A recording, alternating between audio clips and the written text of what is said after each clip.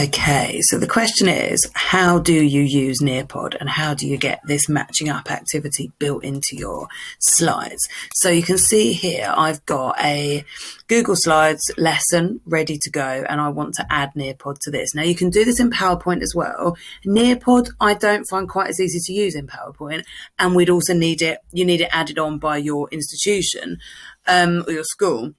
But with Google Slides, obviously you can add it yourself because you're doing it through your Gmail. You're not communicating with students through your Gmail or anything. You're literally using it to broadcast the lesson. So if I go to add-ons, so you can see I've already got my Pear Deck there, and so this is where you would see Pear Deck normally if you use it, and other add-ons that I use. Nearpod is here already, but you would go to get add-ons and then you would find Nearpod and you would add it on. It's all free, and then it just from then on appears every time you open it. So if I open Nearpod, similar to Pear Deck, it opens this bar over there down the right hand side of the screen. So what I've got is actually a whole range of options of things that can be used. The collaborate board is really nice. The fill in the blanks I use pretty much weekly because that's just a really, really good way of getting students engaged at the beginning of the lesson. While you're logging on and getting everything sorted, you can just give them a code and they can go straight in. But what we're using today is matching pairs. Okay, so this activity, matching pairs. So you literally click on matching pairs and it asks you to make your activity essentially. And then that's going to appear in your slides and it will be saved in there. So you've got this chance to add your pairs. So you've got instructions, excuse me. You've got your instructions there. So it could literally be match the pairs using your notes from last lesson, perhaps. Okay, and then you add a pair. So it's literally the text. So I might have Weber and chosen a tricky word.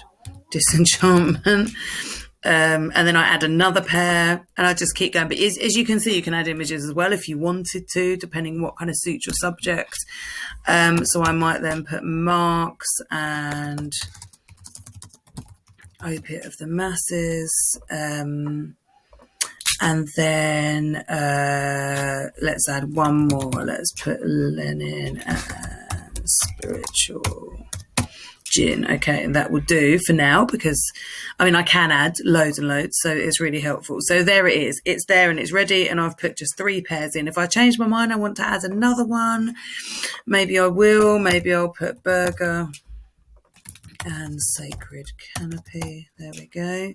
Okay, so that's done. So it's quite nice to have an even number because it obviously looks nicer on the screen. And then I will just save that, and that then is there for me to use. And I can use it with different classes. I don't have to make a separate one for each class because I can restart the live session each time. So what you'll see has happened now is in my lesson, I've still got my title slide, and obviously I can drag this slide around and put it wherever I feel is most useful. So it could be that I'd set that slide at the end of the lesson if I'm recapping and what we've done in the lesson with it. So I've got the matching pairs there and it's ready to go. And all I need to do when I want to actually use it is go save and go to Nearpod, which is in the sidebar here. And sometimes it would just say go to Nearpod. It's saying save because I haven't saved it yet. But even when it says just go to Nearpod, you just click that. And what will happen is it will load up Nearpod. And this is what you saw in the previous video. So essentially, it's going to open up that lesson that I had. So it's just saving. So 10 out of 18 because it's saving all of the slides, even though I've only got Nearpod embedded in one slide at the moment. And it's telling me it's almost there. And then that will be, I will click to run the live lesson here.